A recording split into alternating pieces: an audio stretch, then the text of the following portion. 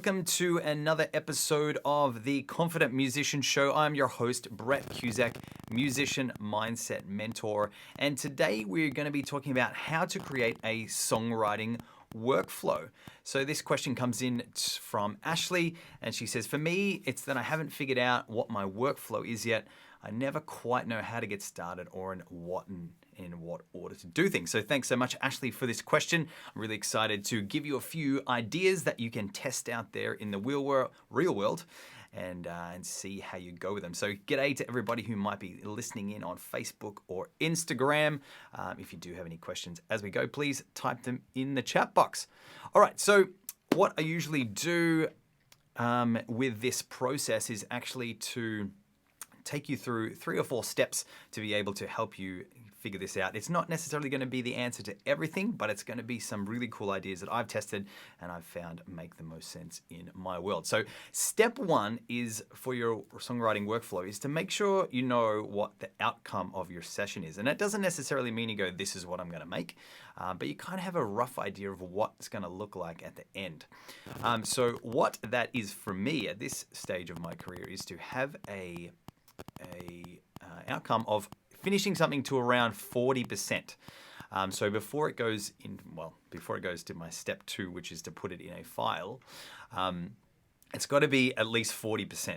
So what 40% means for me, because I'm more of a producer / instrumentalist, I obviously also sing and write lyrics, but most of what I do, the things that I enjoy most in creating is instrumental pieces or guitar riffs and beats and things like that.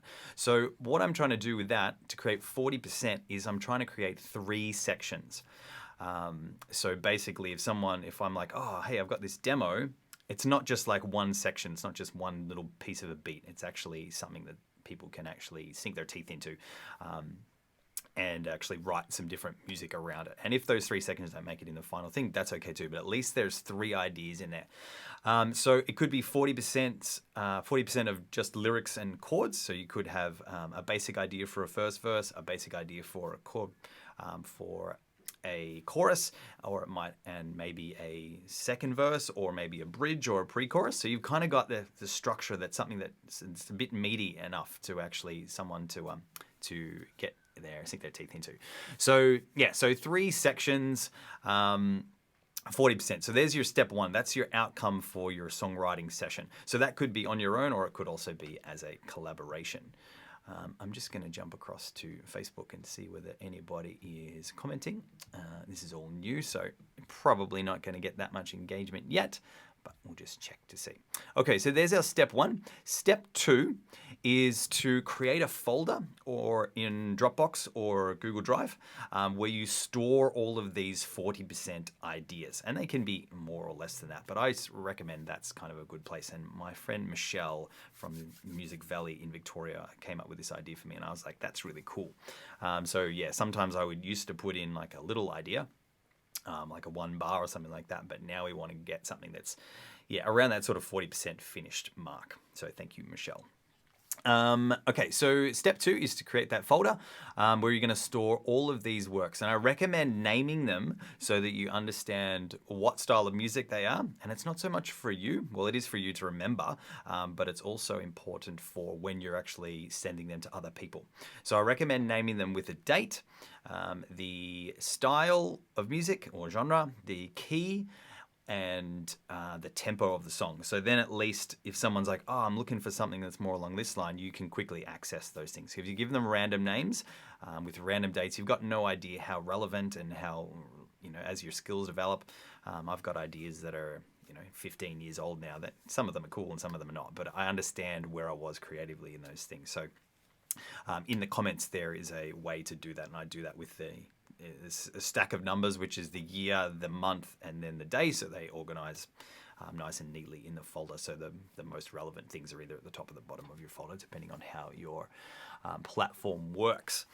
You could also include in that song name the lyric idea, the song title, if that's a really strong sense. That's really a strong idea in there.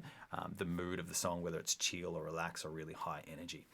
So there is step 2. Step 3 is now to start reaching out to potential collaborators to be able to find people that are going to have the skill set that you might lack. So I found that working as trying to do everything myself was a bit of a pain in the butt. And my songs kind of suffered as a result of that. So I got really good at doing lots of things, but I wasn't necessarily really good at anything. So if I'm working with somebody now, I'm trying to finding someone to fill the gaps for me. So I wouldn't say I'm necessarily a horrible lyric writer or a horrible melody writer, but I think there are people out there that are much better at it than me. So having the process and actually learning how to help somebody like fill in the gaps, so you're starting to reach out. And I was listening to a podcast with I can't remember the guy's name, but it was with Andrew Southworth, and he was talking to a guy who was saying that if they put Dua Lipa with somebody, they will get her to write with 100 people. And so what I took from that was that the people that you're writing with now may not necessarily, or if you're writing with other people, is that the process of learning how you learn and how to collaborate and developing your skills as a human being are really important to develop in order to figure out what's going to help you move along your career the best. So continue to reach out to new people and find new and more interesting ways of actually making and creating music. And as you develop as a person, you'll start to realize, this person really clicks and we really make sense. So those people are out there for you. You just got to keep digging. So having that goal of figuring out, trying to hang out with 100 people to write songs, and they would do that in a really short period of time, but you've got plenty of time to get out there and have a go. And step 4 is to get a coach. Get somebody who actually knows how to do this and how to implement these strategies for you. Because sometimes when you're trying to do something new, you just kind of need someone to hold your hand and actually help you uncover some of the problems behind the problem. So find somebody who's really good at creating songwriting workflows and help you to develop these skills. And if you are curious, I've got a brand new course called Confidence and Happiness Secrets for Musicians, which covers a whole range of mindset stuff, practical things for actually making and creating music and developing a business around your love. So I hope you've enjoyed this video. Have a great one. If you know somebody who needs a bit of help with their songwriting workflow and they're all over the shop, you can tag them in this video.